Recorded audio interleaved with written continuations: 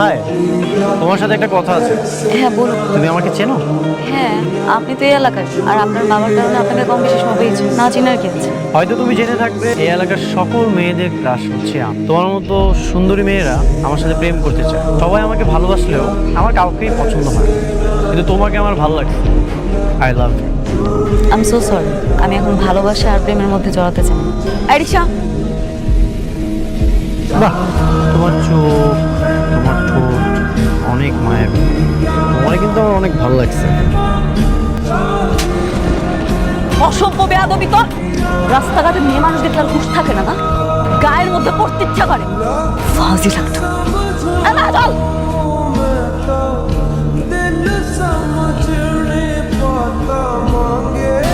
তুই কি ভেবেছিস তুই আমার অন্য ধরে টান দিবি আর আমি লজ্জায় গুটিয়ে যাব?